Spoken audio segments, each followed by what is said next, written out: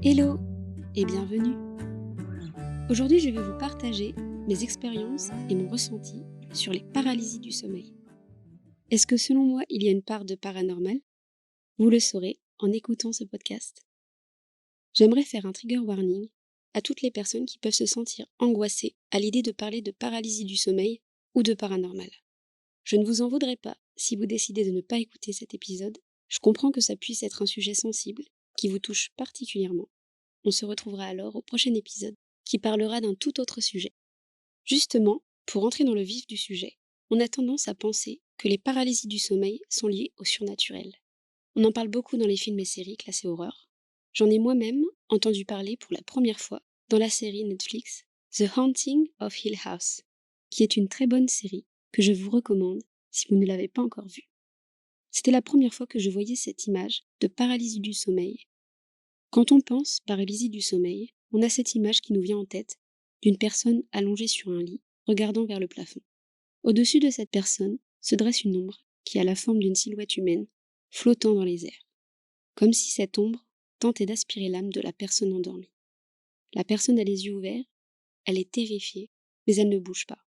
En général, ces illustrations arrivent extrêmement bien à transmettre l'émotion que ressent la personne paralysée. Et c'est bien ça le plus effrayant. Les images que l'on peut trouver sur Google sont effrayantes. Donc je ne vous conseille pas d'aller regarder si c'est quelque chose qui peut vous angoisser. L'idée globale est là, mais selon moi ce que j'ai vécu reste un petit peu différent. Dans cet épisode, j'aimerais vous partager mes expériences en termes de paralysie du sommeil, comment ça m'est arrivé, mais également vous raconter comment j'ai réussi à contrôler mes paralysies du sommeil avec le temps. Je dois en avoir une dizaine en tout. Je me rappelle de chacune d'entre elles, dans les moindres détails. Certaines peuvent être expliquées d'un point de vue réaliste, et celles qui semblent être liées à du surnaturel ne le sont pas forcément. Pour la création de ce podcast, j'ai fait beaucoup de recherches et lu beaucoup de témoignages pour savoir si on le vivait tous de la même manière. Je sais qu'on est beaucoup à vivre ce phénomène, sans pour autant pouvoir l'expliquer rationnellement. Et si ça peut mettre en garde celles et ceux qui n'en ont jamais fait, ça peut toujours aider et vous rassurer. Il faut savoir que 20% de la population française aurait déjà fait l'expérience d'une paralysie du sommeil. Pour certains, ça arrive régulièrement, après des épisodes de stress intense, parfois ça se déclenche dès l'adolescence. Une personne sur 3 est atteinte de parasomnie.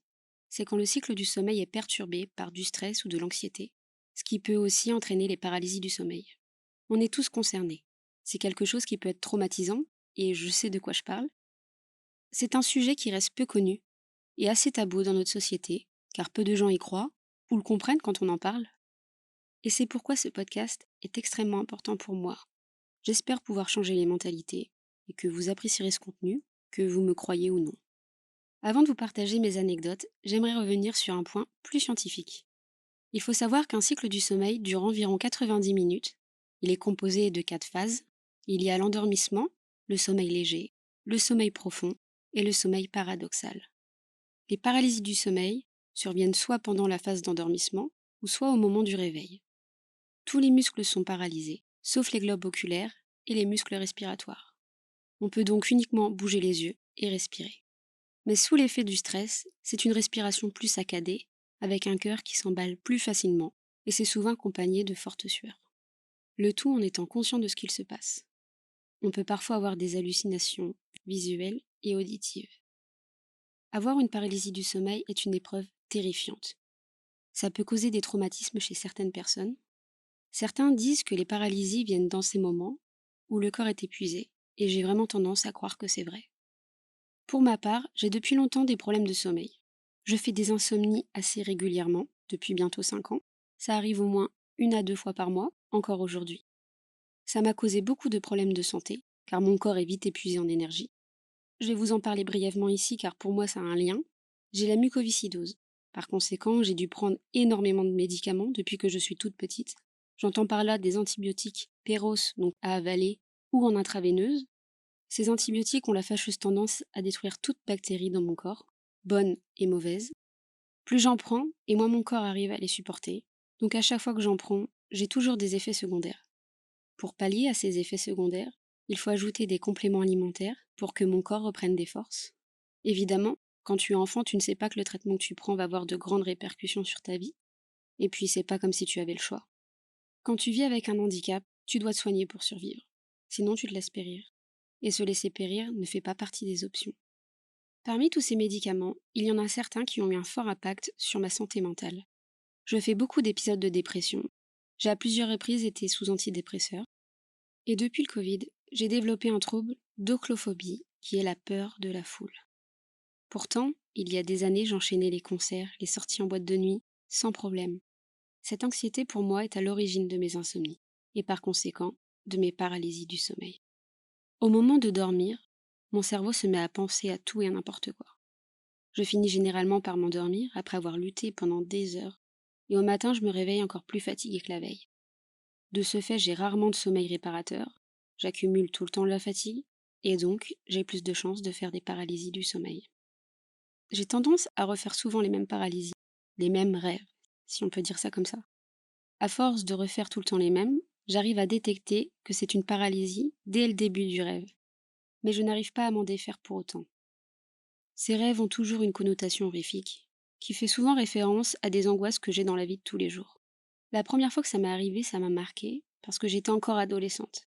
Je vivais encore chez mes parents. Je devais avoir 15 ans environ. Déjà à cette époque, j'avais du mal à m'endormir. C'est la période où je regardais beaucoup de séries ou de films avant d'aller me coucher. Pourtant, je n'étais pas du tout fan de tout ce qui était horreur. Donc j'imagine que les rêves que je faisais étaient fictifs et ne s'apparentaient en rien à un film ou une série que je venais de voir. Mon cerveau a complètement tout inventé. Je vais maintenant rentrer dans le vif du sujet et vous partager mes anecdotes. Si vous souhaitez être immergé au maximum, je vous conseille de fermer les yeux et de vous allonger et de respirer lentement.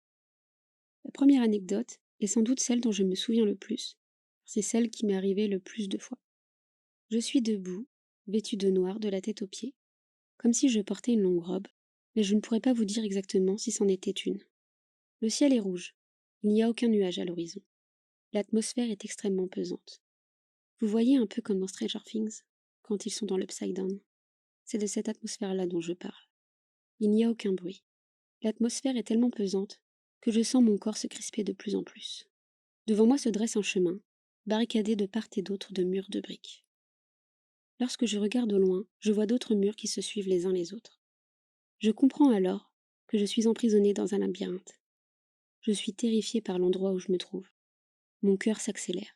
Je sens mon corps s'enlourdir et devenir bouillant. Je cherche un moyen de me sortir de cette situation, pourtant je suis incapable de bouger. Je regarde de gauche à droite, car c'est la seule chose que je suis en mesure de faire. Quand soudain, je vois au loin un corbeau perché sur un de ses murs. Il me fixe droit dans les yeux. Lui non plus ne bouge pas. Son regard est tellement sombre qu'il pourrait aspirer mon âme. Les secondes passent, et je n'arrive plus à baisser le regard, comme s'il m'en empêchait. Je ne saurais dire comment, mais je savais qu'il me voulait du mal. Je comprends que si je baisse les yeux, c'en est fini pour moi. À ce moment-là, je suis à bout, et même si je ne bouge pas, à l'intérieur de mon corps j'agonise. Et c'est toujours à ce moment précis où mon esprit se réveille et me sort de ce rêve, comme s'il arrivait à sentir que mon corps était en danger. En me réveillant, je suis allongée sur le dos, les bras le long du corps. J'ouvre avec difficulté les yeux. Parfois ça m'arrive même d'ouvrir les yeux et d'être encore dans mon rêve, d'avoir ces images en tête qui ne veulent pas partir, alors que mon esprit est bien éveillé. Les images de ce rêve peu à peu s'effacent. J'arrive ensuite à bouger mes bras, puis doucement les jambes. Mon corps lui est crispé, comme si j'avais couru un marathon. Il me faut quelques minutes pour que mon esprit soit en phase avec ce qui se passe en temps réel. La majorité du temps, ça arrive en plein milieu de la nuit, donc je finis toujours par me rendormir. Le deuxième rêve que je vais vous raconter est arrivé en janvier dernier. À cette époque-là, je faisais beaucoup d'insomnie. J'avais beaucoup de mal à m'endormir, parce que je pensais beaucoup trop. Mon médecin m'avait mis sous antidépresseurs, et avec ces antidépresseurs-là, j'arrivais à m'endormir. Seulement voilà, au bout d'un moment, j'ai fini par faire une paralysie du sommeil. Et elle ne ressemblait en rien à toutes celles que j'avais pu faire auparavant.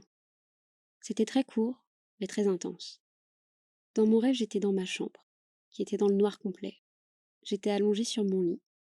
Quand soudain, quand soudain, la silhouette d'un homme avec un chapeau s'approcha. Je voyais cet homme venir vers moi, puis s'asseoir au pied de mon lit, en me regardant. De la même manière que nos parents venaient à notre chevet quand on était petits. Puis j'ai fermé les yeux, et quand je les ai ouverts, ils n'étaient plus là. Certains peuvent penser que c'était un esprit ou un fantôme, mais après coup, j'ai regardé la notice des antidépresseurs et j'ai vu que l'un des plus gros effets secondaires était les hallucinations visuelles. Comment je peux en être sûre? Eh bien après ça, j'ai fait en sorte de diminuer les doses jusqu'à arrêter complètement le traitement. Et je n'ai jamais eu d'autres hallucinations visuelles. La toute dernière histoire est très récente. Dans ce rêve, je suis dans un parc d'attractions. Je suis avec des amis. Et à un moment donné, on arrive devant un grand hangar. Un peu comme ceux des studios de la Fox. L'endroit où ils enregistrent les films et les séries à Los Angeles. Donc on arrive devant ce grand hangar. Quelqu'un vient nous ouvrir la porte. Évidemment, je suis la dernière à entrer. Une fois passé la porte, on arrive dans une pièce où il y a un manège en forme de spirale. On s'assoit tous les uns à côté des autres. Évidemment, je m'assois à la fin, et c'est là que le manège démarre. Je ne saurais expliquer comment, mais le manège en spirale tourne en boucle sur lui-même. Ça ne s'arrête jamais. Je ressens absolument toutes les sensations, comme si j'y étais vraiment. Et puis le manège prend une autre direction, sans s'en rendre compte tellement ça va vite. Je vois qu'on fonce dans un mur. Sauf qu'au moment de percuter le mur, une porte s'ouvre. Et d'un seul coup, je suis projetée en arrière, et je me retrouve enfermée dans un placard. Je suis seule, et on n'y voit presque rien, mais j'arrive à entendre des rires de clown. Et d'un coup, je sens des mains m'attraper par le dos et me tirer fortement en arrière. Et là, on se demande ce qu'il va se passer. Eh bien, c'est la fin du rêve. Je me réveille encore une fois avec beaucoup de mal. Je mets un certain temps avant de pouvoir bouger les membres de mon corps et à me remettre de mes émotions. Et puis, après de longues minutes, je finis toujours par me rendormir. Si je peux vous donner un conseil qui m'a beaucoup aidé à reprendre possession de mon corps, c'est de faire des exercices de respiration. Inspirer et souffler lentement. On peut toujours essayer de rationaliser ce qui nous arrive. Se dire que c'est ok, que ça va aller. Ça peut paraître anodin comme ça, je sais, mais dans cette situation, on a vite tendance à paniquer. Et le fait de rationaliser les choses peut vraiment vous aider. On peut se demander s'il est possible d'aider quelqu'un qui est en train de faire une paralysie du sommeil. C'est une très bonne question. Très honnêtement, je n'en sais rien. Je pense que c'est déjà difficile à détecter, car ça arrive en pleine nuit, et en pleine nuit on est tous supposés dormir. Et personnellement, je ne sais pas si une aide extérieure peut être utile, dans le sens où c'est l'esprit de la personne qui est affecté. En plus de ça, il est possible que ça provoque de mauvaises réactions si la personne est réveillée trop rapidement. Je ne sais pas l'impact que ça pourrait avoir. Donc je ne vous conseillerais pas de le faire. Au contraire, essayez d'accompagner la personne au réveil en lui disant que ça va aller, pour la soulager et l'aider à respirer. J'ai encore moi-même beaucoup à apprendre de ce phénomène. Même si ça m'est beaucoup arrivé, ça ne veut pas dire pour autant que je gère complètement la situation. Et je sais très bien que ça va potentiellement arriver, encore et encore. Quand ça arrive, eh bien je flippe toujours, et c'est normal. Merci à vous pour ce temps d'écoute. C'était la première fois que je parlais de mes paralysies du sommeil à haute voix. Je pense que dans mon entourage, peu de personnes sont au courant. Comme je l'ai dit au début, je n'ose pas vraiment en parler. Mais n'oublions pas qu'ici, on est là pour libérer la parole. Alors si vous aussi vous avez des anecdotes à me raconter à ce sujet, n'hésitez pas, je serai ravie de vous lire. En tout cas, j'espère vous avoir éclairé un peu plus sur ce sujet. Prenez soin de vous et de vos proches. Et on se dit à très bientôt pour un nouvel épisode. Bisous!